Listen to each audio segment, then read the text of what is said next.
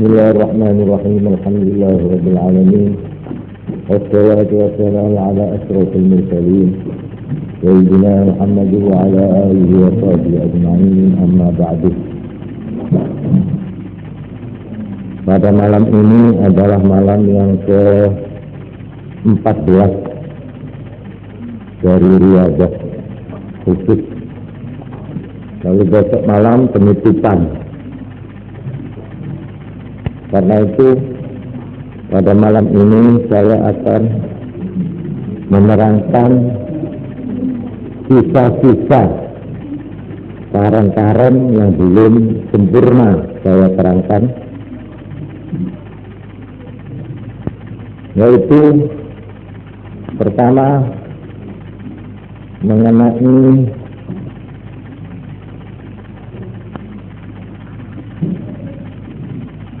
keterangan fakir dan zuhud. Satu, ada yang kurang sempurna yang perlu saya tambahkan. Dan kedua mengenai soal amar ma'ruf nahi munkar, yaitu desak yang belum selesai diterangkan, akan saya terangkan malam ini juga. Keterangan tentang fakir dan zuhud ini saya ambil sepenuhnya dari kitab Ihya Ulumuddin juz Rabi' juz keempat.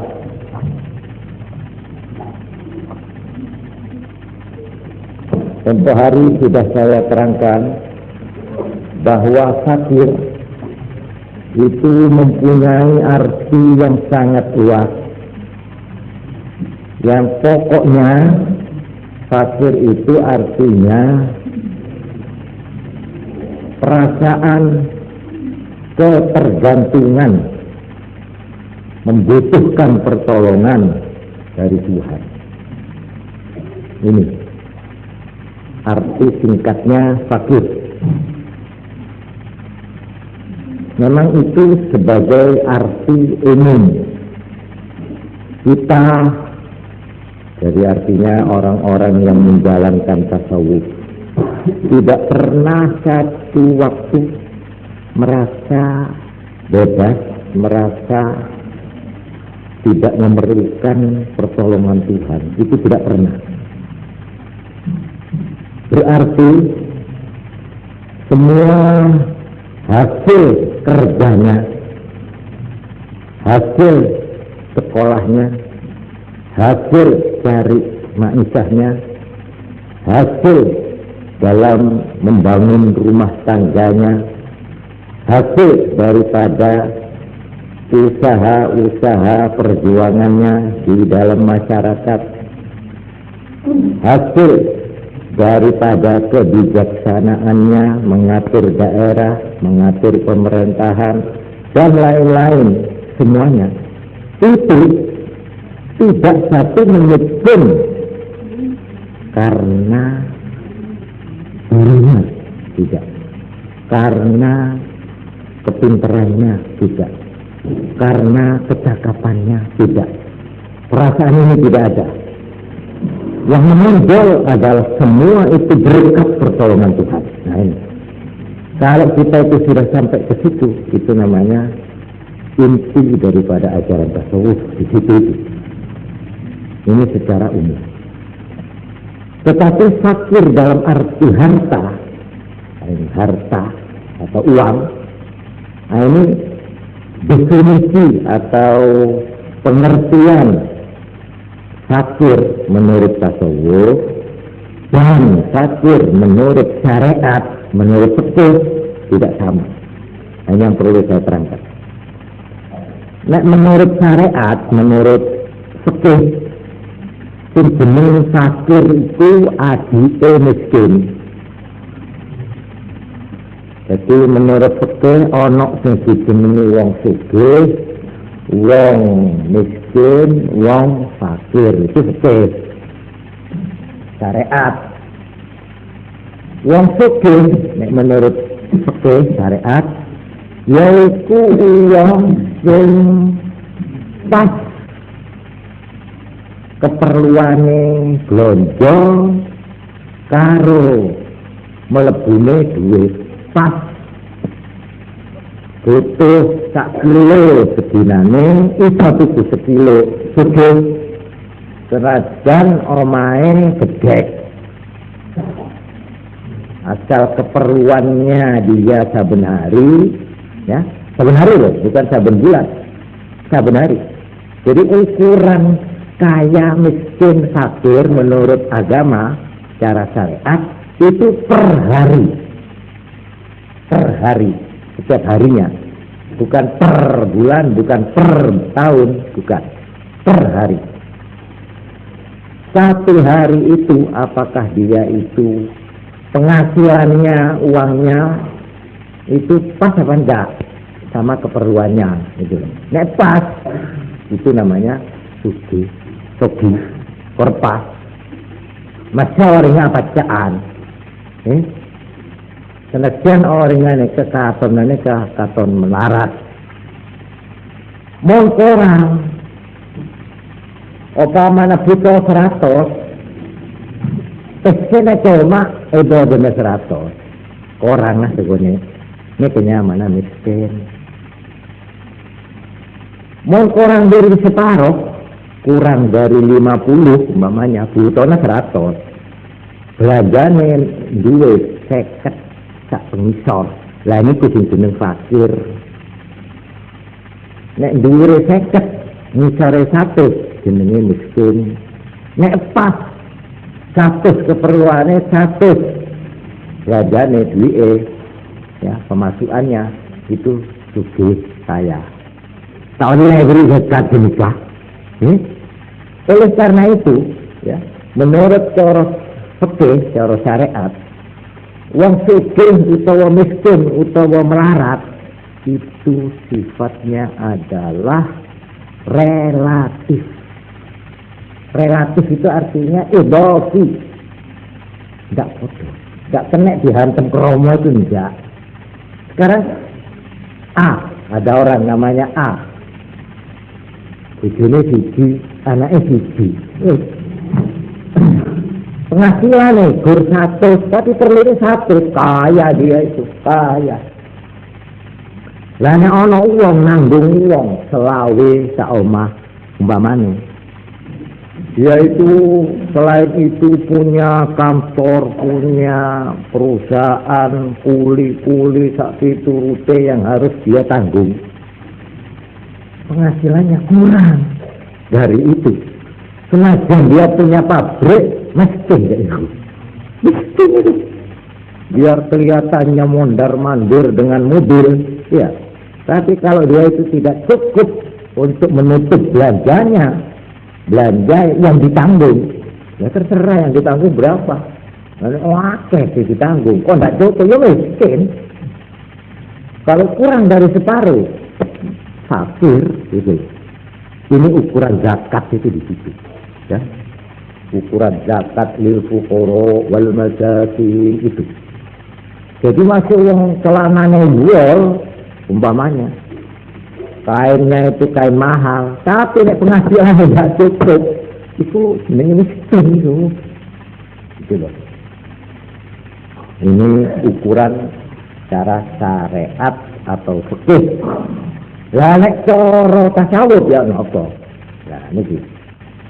Al-faqiru ibaratun an faqdi ma huwa mustajin ilaihi amma faqdu ma la hajata ilaihi fala yusamma faqran.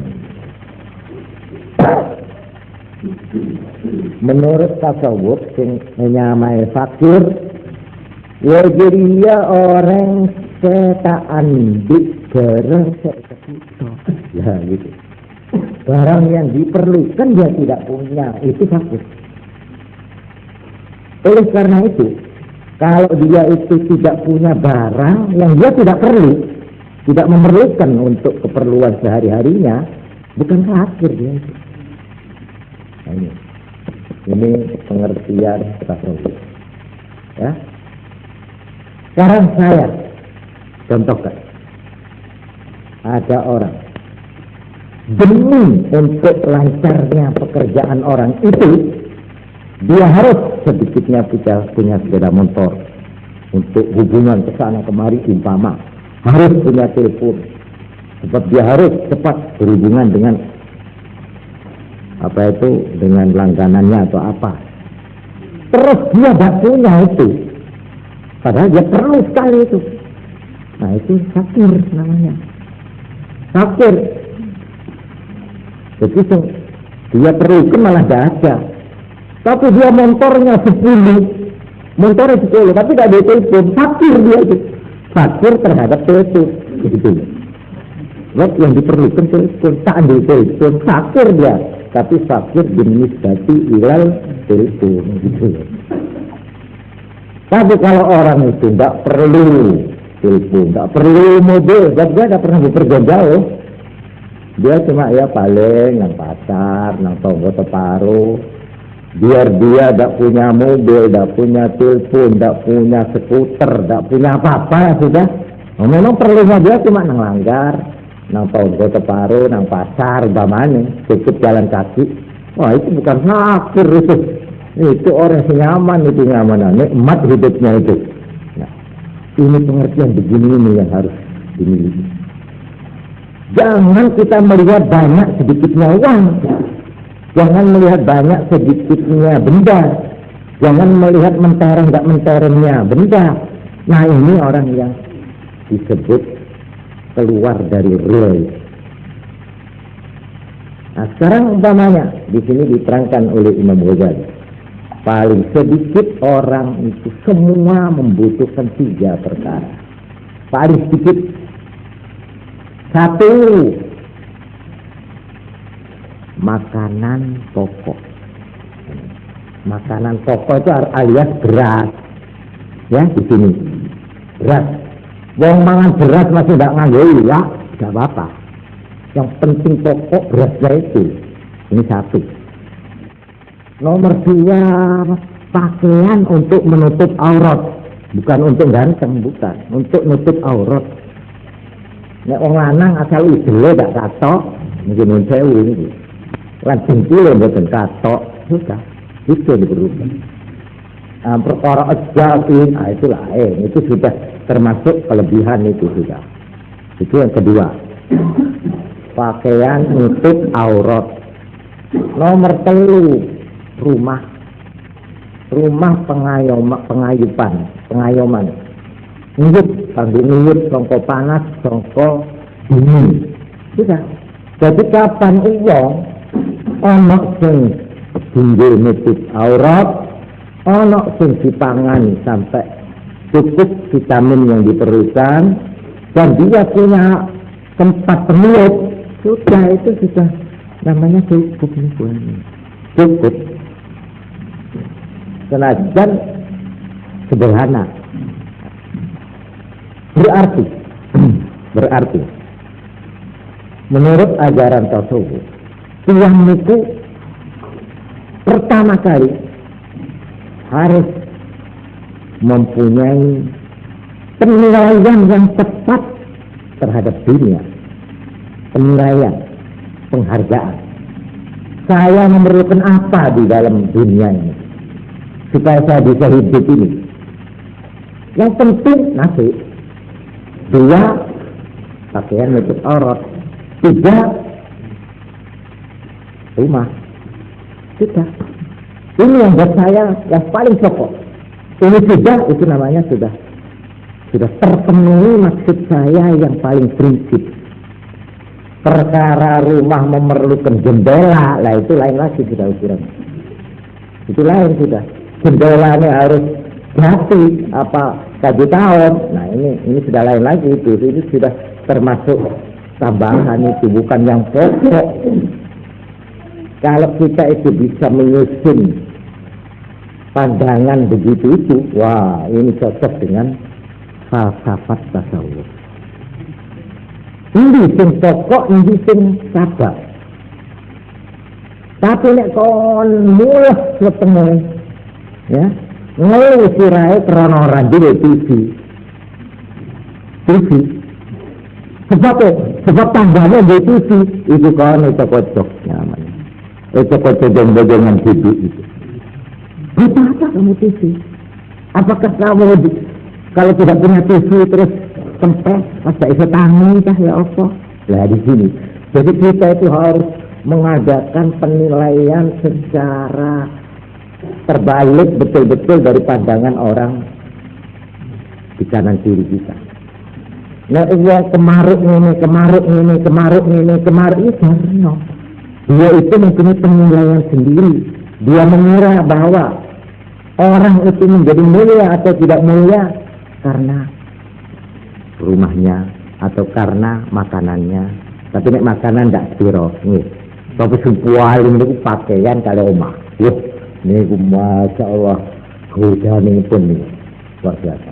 Tapi nek makanan biasanya sak sujud wong panganan ini biasanya betul spiro, tidak gaya nih. Sampai delok ya Pak. Nah dipikir, sebab apa? Sebab wong mangan itu tidak konangan. Ya itu lah kalau begitu mangan sego mangan ini, kalau lalu masa ono wong hari-hari macam. Tanggo tepare daro. Pokok asal bujuku ambek aku doyan wassalam. Nggih. Tapi nek omah utawa nek klambi, wah lan iki. Terus malih disawang wong niku lho. Wah gak pantes. Wah iki anu kok ngono lah niku. Niki biasanya terus dadi mriki. Nggih. Nah, padahal itu sebenarnya menarik kita pikir untuk kepentingan diri sendiri ya. Itu sebenarnya tidak perlu dibesar-besarkan mestinya. Ini tahu pisan kula niku kapok dan masya Allah. Ana wong nggone niki tapi masya Allah, pokoknya cara zaman sak niki mboten pantes malah kelebu kurang sopan. Tahu lho pisan. Nyarengi almarhum kakang kula kayak Halim Siddiq ya Halim nang Jakarta niku sing dadi menteri agama nalika niku Pak Ilyas niku kancane Ki Halim nggih kanca biasa mun kancane keran ngoten ta cara gampangan jumbritan napa ngoten nggih niku kalau kula rebo niki ngalami kula sampai gak karuan keringet gak karuan napa mulai teko omah sampai Jakarta ini Ki Halim itu dia mancok. Masa kumon sampean. Kulo sik nom-nom mesti gagah-gagah kulo niku. Kulo isin banget. Tapi arep milik nang niku. Takok. Ya Halim kiamane lho, kiamah kaen biasa niku. Ya Allah, sarungan nganggo sandal kiamah. Aduh ya Allah. Pak kelas siji sampean. Tebir kelas siji. Kalau kulo padahal kulo niku ya tolak sudah. Mana saya palong, mana saya celana, mana gue jaga sudah. Masa kita hal yang itu, tapi kulo niku sejak kamu tidak iso mantes. Akhirnya sampai di Jakarta saya punya John ya, onggo wetas. Kira-kira kan wis kono yang mosok tak saling ngono tuh ya. Wah, arep nang omahe menteri. Lah kok jebule ndak? Ya Allah kebangetan berarti. Kalau nang omahe menteri agama niku kiaman sampeyan dosa. Kok sing ndak ngeli kabeh, kulo keringetan. Arep main niku ya nopo kulo. Akhire kulo bareng pun kepethuk, nggih alhamdulillah biasa. Bareng dadi kepethuk niku sang mboten kuat dadi medun. Kulo niku etok sanglet. Napa boten deklarasian salinan begini ngoten ya saya itu berani sebab saya ini sudah di Jakarta itu orang dinilai karena pakaian betul biar orangnya alim biar orangnya pintar intelek biar dia itu orangnya bagaimanapun pemimpin tapi kalau pakaiannya itu tidak pantas dia dihina oleh orang di Jakarta itu. Karena sekarang begitu ampun ya apa jawab dia Halim sejar noraris aku tak kiamahan naik nek kiai Ilyas pancen isik nganggep aku tuh kancane ya mosok delok kiamahku niku jawab kula niku ngerti rupane Ki Halim niku nek kula niku sungkan nggih isin nggih macam-macam akhirnya begitu temenan Padahal itu pakaian piyama itu mestinya hanya untuk tidur. Coba. Kalau pakaian untuk tidur dibawa menghadap menteri agama, coba.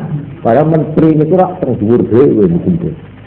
Begitulah jadi akhirnya jagongan. Ini biasa. Cuma saya ini gue maklum jana ini gue nganggu tata cara kesopanan zahir ini gue nggak singgung. Pancen gini, ini kiai teryayi, kiai lihat nih. Ini pancen gue pun ngoten. Pancen berimit sekolah HIS, pinter terlombo ya. Tapi nggak santri yang kebireng. Nah ini kurang menilai secara kepantesan etiket secara zahir itu memang dipakai. Ini kalau ngomong-ngomong terus sampean ya macam-macam lah. Pokoknya supaya jadi gembira ya main boy. Tapi saya halim betul. Rupanya niku ngajari kula. Memang soal kepantesan itu perlu dipelihara. Tapi kamu dalam satu waktu jangan gandoli itu pada satu waktu. Nilai seseorang tidak ditentukan oleh pakaiannya, tidak oleh rumahnya, tapi oleh kepribadian orang itu. Kalau orang itu pribadinya besar, akhlaknya baik, tindak tanduknya baik, sikapnya baik, biarpun numpak cikar dia dihormat oleh orang. Biar dia, jadi saya itu kayak Kiai Hasyim Asy'ari itu terus iling ya, terus jadi santri. Kiai Hasyim itu saben kemari mulang ya, meriksa sawah. Langsung tak cikar. Cikar ini kalau cikar biasa nih ya, cikar sapi nih, cikar kasar, ningali sapi nih pun. Ini kan digisang sapi, gode tengah arti pondok nih. Yo santri pirang-pirang wis kemburatan koyok walang, buayu kabeh, nek wis kiai teko, buayu kabeh. Yang numpak sepeda mobil sama, perlu hormat nang kiai.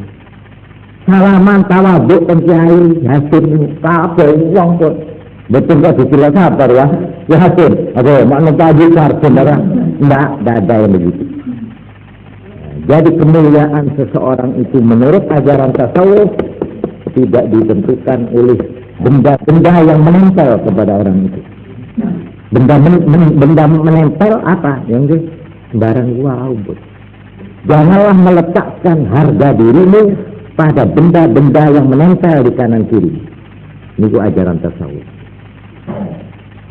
Carilah kebesaran itu dalam tubuhmu sendiri, dalam dirimu sendiri. Pokoknya corong lecok nih. Ayu itu duduk ayu pukur, duduk ayu gincu, duduk seleret tubuh macam-macam. Bukan di situ letak kecantikan. Ini wanita yang sederhana. Kecantikan adalah terletak kepada manisnya kita sebagai wanita. Nah itu. Jadi apa rupanya dia itu sesuai dengan kewanitaannya. Masya Allah, agung orang itu. Agung di mata orang perempuan juga agung di mata orang laki. Perkara kecantikan secara muka malah nek cara sing kemenang itu. Justru yang alami, yang bersifat alam, tidak dipoles-poles macam-macam. Nah ini malah itu, jenis ayu itu. Tapi nek sini tembelan ini sampai sensasi, maaf nih. Malah kadang-kadang itu lanang itu. Umpamanya ini saya ini, umpamanya oleh kerjaan, umpamanya itu. Umpamanya ini, no nggak bisa masuk nih. Gintuan sampai Masya Allah. Gintuan itu kakek umpamanya. Mau boleh kakek tambah muda, boten malah begitu dulu ini. Jadi dengan perkataan lain, nah inilah yang saya ingin sampaikan. Tasawuf intinya mengajak orang hidup sederhana dan hidup secara wajar menurut keadaan masing-masing orang. Ini kesimpulannya tasawuf untuk umum begitu. Mula tasniki Presiden Soeharto itu mengatakan sudah berdalil kabal fakru ayyakuna kufran. Fakir dalam arti orang tidak mempunyai alat untuk hidup. Fakir kekurangan itu hampir menyebabkan orang menjadi kafir. Karena itu perlu pembangunan 5 tahun. Dari Presiden Soeharto dibangun, tetapi awas dari Presiden. Kalau orang itu melarat, bangsa itu melarat, fakir miskin, tidak bisa mencukupi keperluan hidupnya, itu hampir menjadi kufur, artinya berbahaya. Jangan lupa artinya Presiden. Orang atau bangsa atau negara yang sudah mencapai kemajuan dalam arti benda, dalam arti kemakmuran secara sandang pangan dan kemajuannya secara zahir, itu pun tidak terlepas dari bahaya yang lebih besar dari kufur. Ini benar. Seperti bangsa yang sekarang ada negeri kecil, makmurnya ada orang makmur kayak negara itu sampai di mana? Sweden itu satu negeri kecil di Eropa. Sweden itu penghasilannya yang itu cukup, pokoknya kena jarane nganggur yang memiliki itu, saking cukup. Akhirnya bagaimana? Karena tidak ada yang dikerjakan dan tidak punya pedoman hidup agama, artinya yang kuat. Akhirnya dari Sweden inilah timbulnya segala penyakit demoralisasi yang sekarang melanda di seluruh dunia. Sweden asalnya. Sweden lah yang pertama kali, maaf nih, bukan pulang risik nih, daripada ini anak-anak gondrong ini, yang minta persamaan wanita dan laki sama saja. Ini ajaran Sweden, timbulnya dari Sweden, menjalar ke Inggris, ke Perancis, sampai ke Amerika. Amerika itu nomor 3 ini pusatnya Sweden. Makmur secara material, tetapi miskin dan melarat secara moral. Ini Sweden. Kita bangsa Indonesia tidak ingin seperti itu. Aspalnya ini, pabriknya semua cek, tapi orangnya edan-edan bamanya. Artinya edan dalam arti moral dan sebagainya. Nah, ini peringatan dari Presiden Soeharto. Karena itu saya katakan, jangan sampai kita itu mengertinya sudah telat, sekarang saja dikasih apa. Jangan orang ambil, ayo membangun pembangunan, orang suruh kaya asal kaya, akhirnya kaya asal kaya nerak-nerak tak karu-karuan. Akhirnya orang itu sudah kaya tak karuan, tak ngerti untuk apa kekayaan ini. Akhirnya terus main, terus ngecok, narkotik, ganja. Enggak anak sih dibojong. Podoman kalau uang desa ngejauh ini sih, ya. Sukses baca. Dua ini itu miliunan. Barang nang toko ini, coba mentara dua itu, orang kita tanah, suruh tanah ini kan, dilihat. Ya Allah. Toko ini kenapa? Ini kalau radio transistor nih. Cara tanah telepon yang dari gunung itu daerah Madura. Dia dah tahu kota dari budi nyaman mensantan di kesulitan gempa, lagi dawat.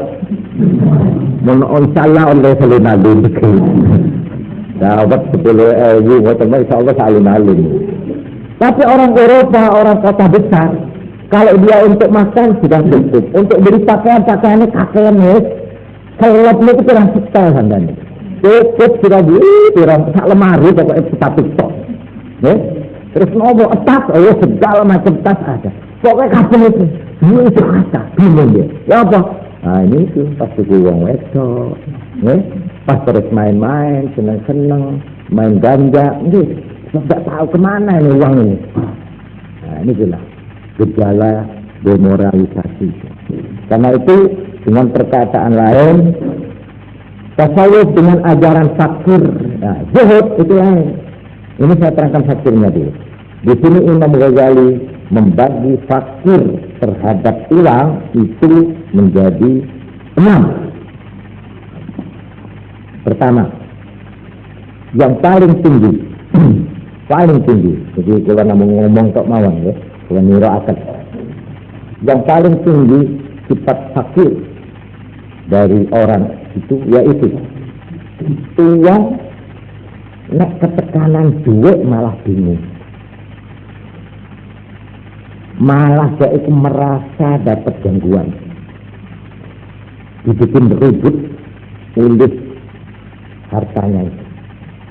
Nah ini orang yang paling tinggi tingkatannya kalau berarti fakir, tidak fakirnya.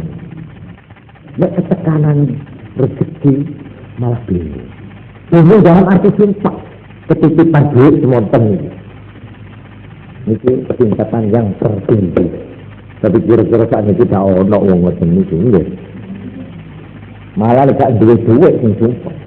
Mungkin duwe duit malah sumpah. Apa saja. Tapi ini sing orang ngoten niku. Ini nomor 1. Nomor 2. Dia itu tidak sangat mengharapkan. Tapi tidak sampai bingung. Jadi dia itu umpama dapat rezeki atau dapat harta, dia tidak lalu pincak-pincak bunga. Tapi umpama dia dapat juga dia tidak merasa bingung atau merasa terganggu. Ya ini jenisnya disebut memiliki yusamna radiyan, orang yang ridho. Kalau tadi orang yang zuhud. Jadi zuhud dalam ukuran tertinggi, yaitu orang kalau ketitipan harta kekayaan malah bingung dia. Khawatir tidak bisa mempertanggungjawabkan penggunaan uang itu. Khawatir dia salah dalam penggunaan uang itu. Jadi dia itu dipusingkan karena ketitipan harta kekayaan. Ini orang yang disebut tertinggi. Ini zuhud, zahid. Kalau yang kedua, dia tidak terlalu senang dalam arti kalau dapat ya kok pincak-pincak ya enggak. Tapi kalau dapat kok dia itu merasa bingung, sumpah ya enggak. Nah ini namanya orang yang rodian, orang ridho. Terus yang ketiga, di bawah ini, dia umpama dapat itu lebih senang. Jadi adanya uang buat orang ini lebih disenangi daripada tidak ada uang. Cuma dia itu tidak terlalu dirangsang untuk mencari uang itu. Tidak terlalu dirangsang. Apa dirangsang? Tidak terlalu dipengaruhi. Ya, di ngoyo-ngoyo ingin cari itu enggak. Tapi umpama dia dapat uang, dia lebih senang daripada tidak dapat. Cuma dia tidak mau usaha montang-manting. Nah ini yang ketiga. Oleh karena itu orang ini sikapnya begini. Saya lebih senang ada uang, tapi uang itu tidak dengan kangelan, dengan susah payah montang-manting. Jadi tidak. Nah ini dinamakan orang qanaah. Qanaah. Ngeremah. Qanaah. Qani'an. Jadi urutannya yang tertinggi zahid, yang di bawahnya radi, ridho, yang ketiga qanaah. Jadi dia apa yang ada di tangan itu cukup sudah. Tidak ngoyo-ngoyo cari lainnya. Ini namanya qanaah. Lalu yang keempat, dia itu dalam keadaan sebenarnya ingin berusaha, cuma dia itu tidak ada kesempatan atau tidak ada nasib baik. Ya, tidak nemu jalan lah itu. Tapi saat itu kepingin, dua duit. Tapi tidak bisa, tidak nemu jalan lah. Terus dagang, tidak ada bondo. Arep ini tidak bisa. Tapi kepingin ngaji gila setan. Kepingin pun nemen pun oleh kepingin. Jadi umpama dia ini nemu jalan, mau apa jalannya itu dilakoni. Cuma dialah dia itu tidak nemu jalan, betul. Niki wong fakir, tapi fakirnya niku bukan fakir zuhud, bukan fakir ridha, bukan fakir apa namanya? Qanaah, tapi dilebokno harisul al-hirsu 'ala dunya. Melak ke dunia. Hirsun ini mencari kasar melak. Jadi itu ada orang wis miskin, wis melarat, tapi dilebokno wong koma. Ini angel ini. wis gak duwe, wis melarat, tapi isih dirgokno tomak. Ya napa nek niki? Ya iku wong sing sak temene kepingin numpuk kekayaan yang ora iso, ora nemu kesempatan. Jadi apa sih nasibnya? Tapi akhirnya tetep aja kepingin lagi sampai nuntai kiri-kiri terus kasar gitu. Saking terona, gak iso ngilangi, tapi awak melarat. Niki tetep wong niki diarani tomak dunya. Podo, tani podo, karo wong sing majhul bil balak, orang yang rino wengi hanya cari itu saja harta. Ya? Orang yang siang malam hidupnya itu hanya untuk itu saja. Dia kemana saja sampai tidur pun yang dipikirkan hanya itu. Dan itu orang tomak dunia. Harisun. Itu sama dengan orang fakir tadi itu yang ngoten bodoh. Nah, ini jenenge rugi Indo ini. Salah abaan belaras. Golongan orang sedekah. Kan repot mereka. Ini. Jadi belum tentu orang melarat, orang fakir itu. Sampai sok fakir itu, yang fakir lebih suarga. Mana ya? Terima. Oh betul tentu.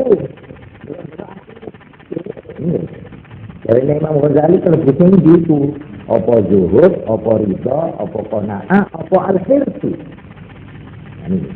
Jadi al-hirsu itu luru bentuknya. Satu bentuk orang larat, satu bentuk orang yang kerja montang-manting. Ini sama pangkatnya orang dua. Sama-sama dianggap orang yang gila harta. Yang satu berhasil, yang satu tidak berhasil, betul. Tapi dua-duanya capek bodoh. Ini yang keempat. Lalu yang kelima,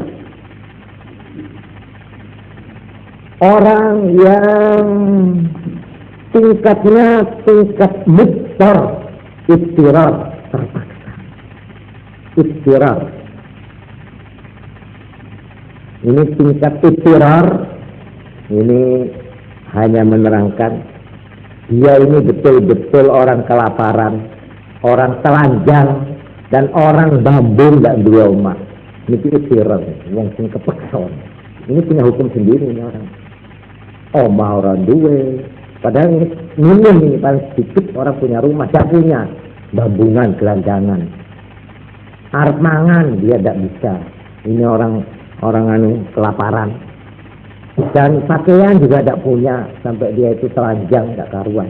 Ini jenenge orang yang mutor. Ini keadaannya ya dia harus ditolong ini, menolong ini. Malah kalau perlu dia boleh makan barang haram, lanjut kan? Umpamanya saya tidak karuan ya. Umpamanya tidak mangan mati, kalir masih batang oleh, lanjut kan? Nah, mangan batang oleh. Tapi saya pernah ada batang itu umpamanya wujud, ya wujud bintang tak berdusan, atau PT tidak oleh. Orang yang terpaksa istirahat ini darurat istirahat itu darurat.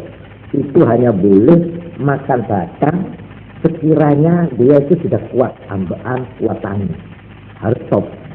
Tapi namanya darurat itu terpaksa. Nah, terpaksa banget di ajan duaan, tuh boleh terpaksa itu. Ajan duaan batang, ya. Ini yang kelima. Kemudian yang keenam, ini yang tertinggi lagi, lebih tinggi daripada yang pertama. Ini yang keenam. A'la min az-zuhd. Wah, ini yang paling angel ini. Ini yang keenam ini. Ayyastawi 'indahu wujudul mali wa faqih. Hatinya, sikapnya, dirinya, tingkah polanya sama. Bahkan seperti Nyai Aisyah radhiyallahu anha. Panjenengane nate ketidanan kekayaan rezeki 100.000 dirham, 100.000 dirham. Ini Masya Allah sampai zamannya Kanjeng Nabi 100.000 dirham. Itu jutaan itu sudah nilainya.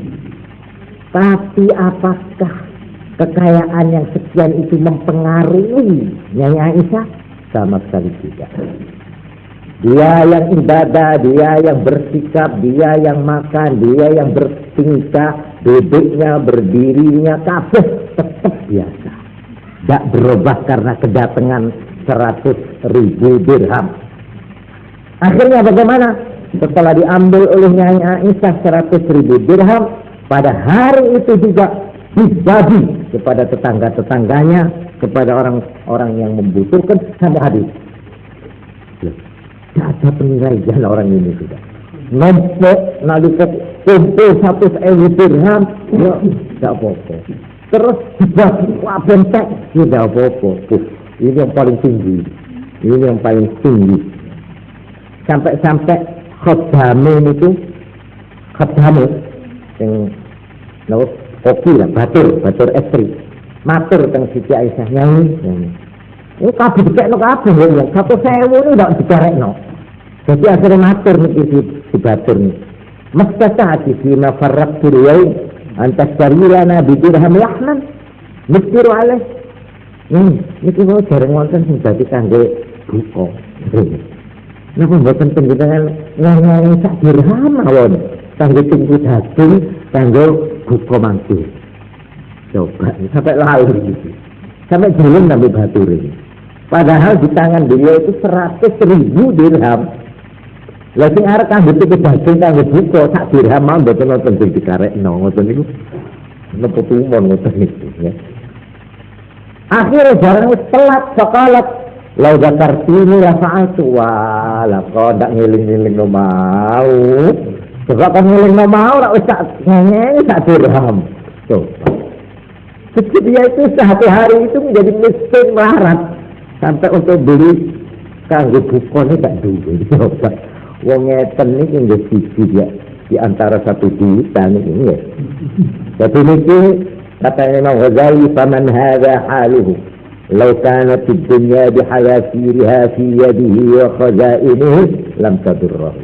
Orang yang seperti orang ini katanya Imam Ghazali, biarpun seluruh dunia dengan isinya ini menjadi milik kekayaannya, di tangannya, di bidangnya, di lemarinya, lam tadurruhu. Dunia itu tidak akan membahayakan apa-apa pada orang. Ini orang zuhud katanya Sayyidina Ali karramallahu wajhah. Kalau andai kata kamu kaya sekaya-kayanya, tetapi hatimu tidak di bawah pengaruh hartamu itu, akhlakmu tetap, sikapmu tetap, ibadahmu tetap, tingkahmu tetap, sama sekali tidak terpengaruh oleh datangnya atau tidak datangnya harta kamu itu. Sekalipun seluruh kota ini menjadi milikmu. Ini Sayyidina Ali tahu. Tapi untuk sampai ke sini, Masya Allah ini harus latihan. Nah, melatih itu bagaimana? Pertama harus kita mengerti duduknya perkata. Apa itu yang dinamakan dunia? Dunia untuk kehidupan dan nilai hidup itu apa? Ini harus dibenerkan kita. Mana yang lebih berharga?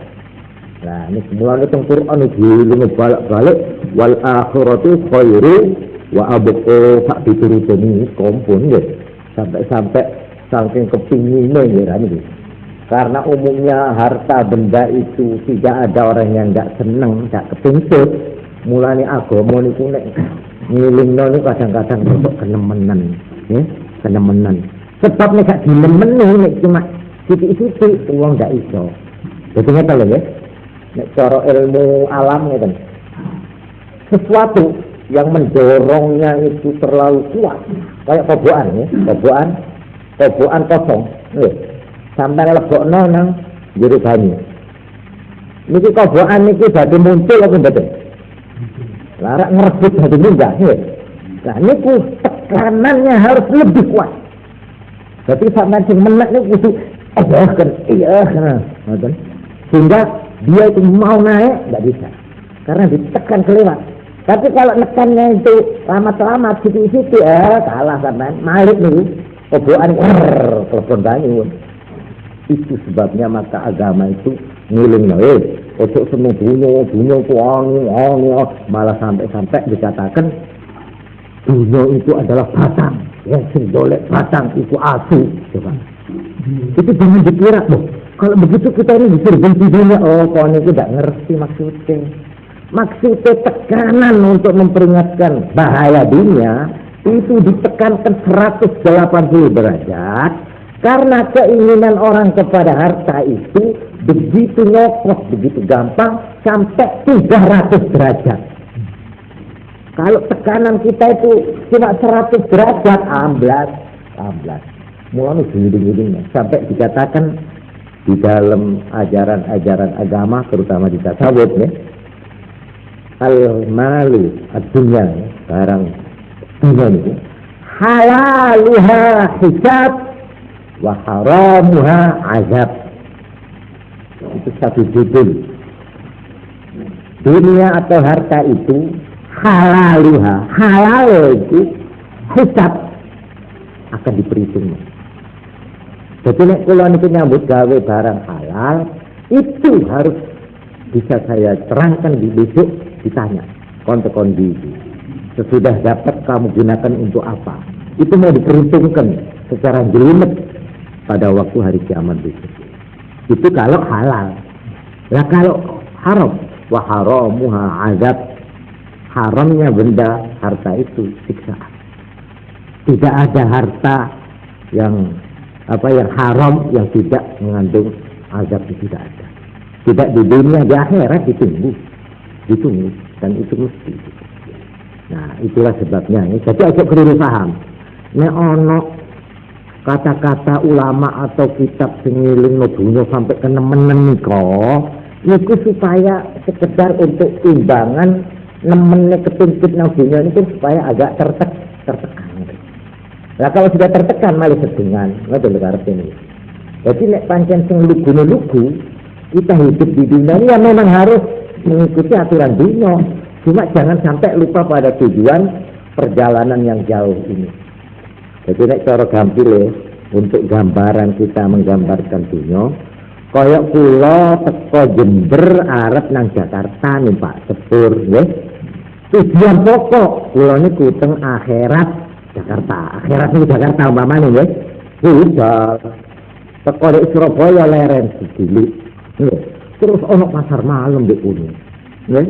Terus kula delok sampai nginep sak ulah di kono. Sampai entek sangu kula. Loh, padahal kula niki mestine kudu nang Jakarta. Sampai entek. Lah opo kon niku? Jakarta iki teko Surabaya nang Jakarta piro? Ya iku pun entek sanguku. Lah ya apa lembah aku tidak sedap mau di Surabaya ndelok pasar malam ini akhirnya kerasan sampai lain aku itu harus ke Jakarta. Lho sik sampai ngoten karepe iki. Kono leren seneng tapi iling kok sangumu kok udah sampai entek di jalan sebelum sampai ke tujuan terakhir yaitu Jakarta. Nek ngono gak apa-apa. Nah, sampai ini bakal urip sing ndak ono batas selamat niki besok niko. Loh, kalau kita belum sampai ke sana, jangan habis sangu ini di tengah jalan, ngoten lho karepe. Cuma niki tok mawon ajarane supaya bukan ku iling. Kon niki keterangan mengenai fakir dan zuhud dalam satu rangkaian, insyaallah sampun jelas ya. Nah, niki secara khusus mengenai harta. Lah secara umum kata ingkang kula aturaken sakmene yang pokok ajaran fakir dan istiqrar itu bagaimanapun orang mendapat kecukupan di dalam soal harta umpamanya, tapi dia di dalam segala hal dia tidak bisa melepaskan keperluan atau kefakirannya, kebutuhannya kepada pertolongan Allah Subhanahu wa taala. Mawon kali ini insyaallah bab niki insyaallah sampun selesai ya. Lajeng niki dipun dalem apa nggih malam Jumat nggih. Ya. Malam Jumat kula badhe netekaken jadwale adab amaliyah, amalan-amalan kalih niki diktat karek sithik mon ya. Diktat kalih amalan saben menika namung sampai apa? Sampai zuhur ya. Ya, lalu zuhur terus bagaimana? Nah ini insyaallah begini kali ya, mungkin masalah ditulung Allah. Sampun kasmadan wallahu a'lam bishawab. سبحانك اللهم وبحمدك أشهد أن لا إله إلا أنت أستغفرك وأتوب إليك. السلام عليكم warahmatullahi wabarakatuh. Monggo